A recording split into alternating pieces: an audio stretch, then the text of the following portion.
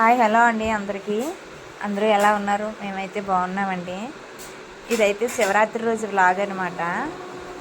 ముందు మంగళవారం వచ్చింది కదండి, అందుకని చెప్పి నేనైతే దేవుడు కూడా శుభ్రం చేయలేదు. శివరాత్రి రోజు అయితే శుభ్రం చేసుకున్నాను.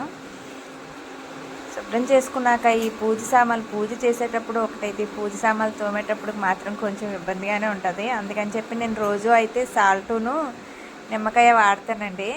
అంటే ఏ రోజు షైనింగ్ ఆ రోజు వరకు అయితే బాగానే ఉంటుంది నిమ్మకాయ సాల్ట్తో. ఒకసారి అయితే మీరు ట్రై చేయండి. ఐటమ్స్ అనేది ఖరాబ్ అవుతుంది అంటారు, కానీ నాకైతే మరి ఏం అవ్వట్లేదు. నేను చాలా రోజుల నుంచి అయితే ఇలానే వాడుతున్నాను.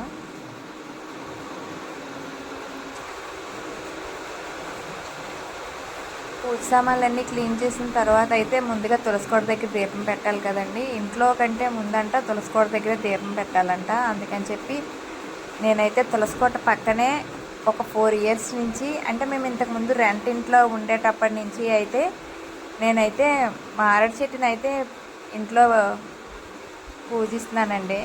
అలా ఉండకూడదు దేవతా వృక్షాలు అంటారు, కానీ మరి నాకు ఇంట్రెస్ట్ ఉండి తెచ్చుకున్నాను. రెంట్ ఇంట్లో ఉండేటప్పుడు పూజ చేసింది. మేము ఈ ఫ్లాట్ కొనుక్కున్నాక కిందనైతే దాన్ని నాటేసామండి. అయినా మళ్ళీ ఎందుకో పెట్టుకోవాలనిపించి మళ్ళీ అయితే ఇంకోటి మారేడు చెట్టు తీసుకొచ్చాను. తులసి చెట్టు మారేడు చెట్టు రెండు కూడా పక్కపక్కనే ఉంటాయి. ఆబ్వియస్లీ ఎలాగూ డైలీ తులసి కోటకి అనేది పూజ చేస్తాను కాబట్టి ఇంకా మారేడు చెట్టుకి కూడా కలిసేటట్టు 2 చెట్లకి కలబెట్టి ఒకటే దీపం పెడతాను. రెండిట్లకి పూజ అనేది సపరేట్గా చేసిన దీపం మాత్రం రెండిట్లకి ఒకటే పెడతాను.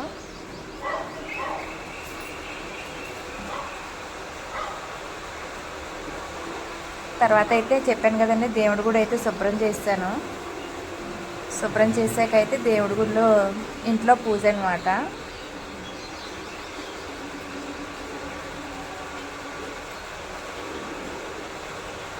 నేను వీక్లీ అయితే దేవుడి గుడి అనేది ఎవ్రీ సాటర్డే అనేది క్లీన్ చేస్తానండి. కాకపోతే శివరాత్రి ఉందని చెప్పేసి సాటర్డే వెంకటేశ్వర స్వామిది సప్త శనివారాల వ్రతం అయ్యింది కదా, ఆ పూజగా క్లీన్ చేస్తాను. అయినా శివరాత్రి ఉంది కదా అని చెప్పేసి మళ్ళీ ఒకసారి క్లీన్ చేద్దాము అని చెప్పి, ఎలాగో బుధవారం పడింది కదా, ఇంకా మట్టితో శివలింగాన్ని ఒకటి తయారు చేస్తాను ఎవ్రీ ఇయర్.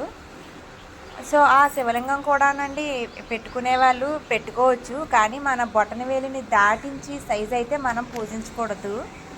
ఆబ్వియస్లీ ఇంకైతే పూజించుకోవచ్చు, వెండి ఇత్తడి రాగి బంగారం అవి ఏదైనా మన బొటనవేలి సైజుని అయితే ఎలాంటి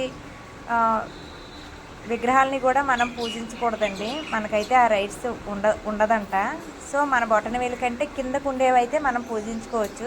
అందుకని చెప్పి నేను ఎవ్రీ ఇయర్ అయితే ఇలా మట్టితో శివలింగాన్ని చేస్తాను. ప్లస్ వచ్చేసి నేను ఎవ్రీ ఇయర్ కూడా 16 సోమవారాల వ్రతం ఒకటి చేస్తాను. అప్పుడు కూడా నేను శివలింగాలను చేస్తాను. 16 వారాలు పూర్తి అయ్యేంత వరకు ఆ శివలింగాలను కూడా ఇంట్లో స్టోర్ చేసి ఉంచుతానండి. ఎందుకంటే సపరేట్గా దేవుడు కూడా ఉంది కాబట్టి ప్రాబ్లం ఏమి ఉండదు. ఏమైనా ప్రాబ్లమ్స్ వచ్చేటప్పుడు నేను ఆ టేపు వెళ్ళాను.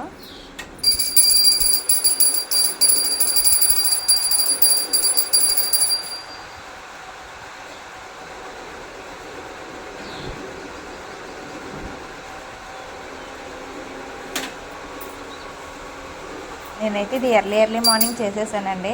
మా వారు పిల్లలు అయితే ఇంకా లేవలేదు. పూజ అయిన తర్వాత వాళ్ళని లేపచ్చులే అని చెప్పి నేనే చేశాను. వాళ్ళతో పాటు టెంపుల్కి వెళ్ళొచ్చులే అని చెప్పి నేను వాళ్ళని అయితే లేపలేదు. నేను ఒక్కదాన్నే చేసేసుకున్నాను శివరాత్రి పూజ అయితే.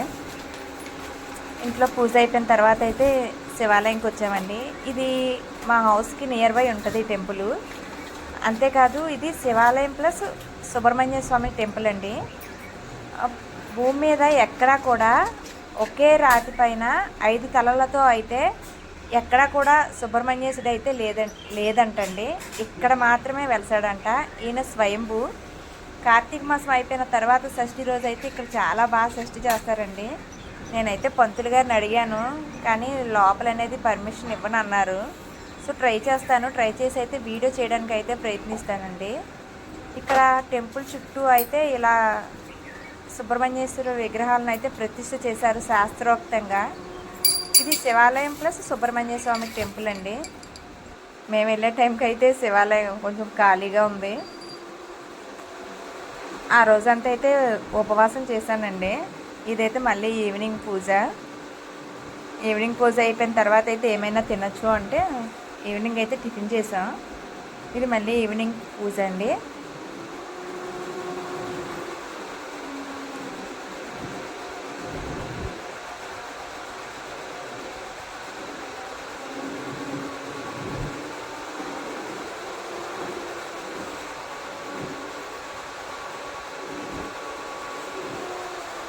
నేనైతే ఇంట్లో పూజ చేసేటప్పుడు అయితే జవ్వాది పౌడర్ ఒకటి, పచ్చికర్పూరం ఒకటి అయితే చాలా ఎక్కువగానే యూజ్ చేస్తానండి.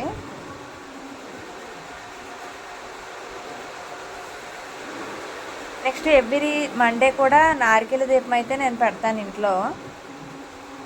అది ఒక్కసారి అయితే వీడియో చేస్తానండి, ఎలా పెట్టాలి ఏంటి అనేది. పెట్టుకుంటే మంచిది.